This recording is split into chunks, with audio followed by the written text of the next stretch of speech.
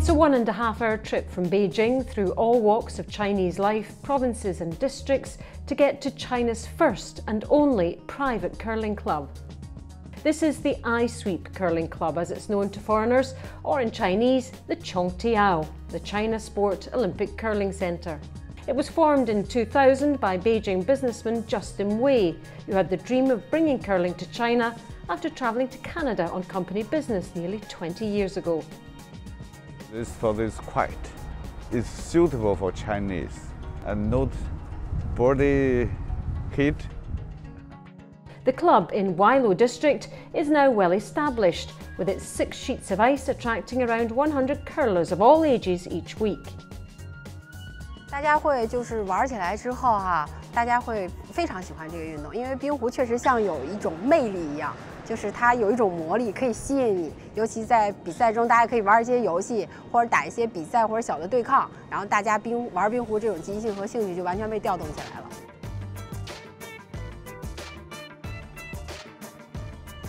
But the lack of interest and support in the late 90s was a real challenge for the club. At that time, it's very new.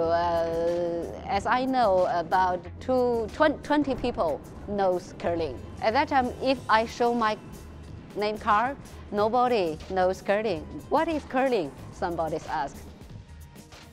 Elsewhere at that time, the only other curling going on was in the northeast of China, in the city of Harbin, where players were initially curling on ice hockey ice. Nobody knows what's a curling. When I talk to my middle school, schoolmates, and I tell them I practice one the sport is named the curling. They like think me I'm go crazy. They don't know what's a curling. It's like I'm from the moon, you know. All that changed when Bingyu Wang and her team won the World Women's Championship in Korea in 2009. I think the biggest difference is the people know curling. More and more people know curling in China, and also they know Chinese curling team can win the World Championships. So, and also the Chinese media is crazy, you know. So many people and so many fans ask where they can practice and where they can try.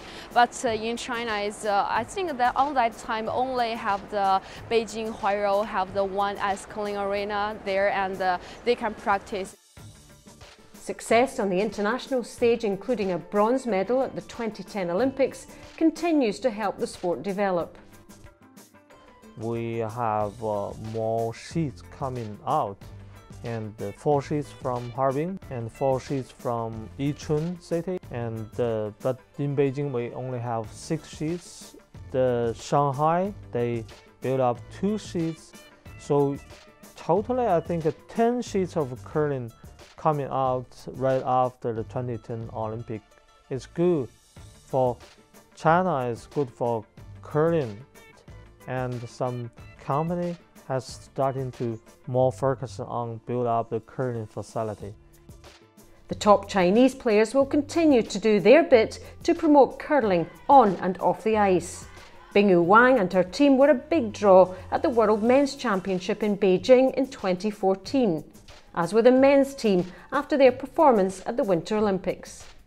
I think that right now the men's team play very well, and they know the lady and the men's can play very well. And our team and the men's team will grow up so quickly, and we hope we can tell somebody and we can do something help the Chinese curling.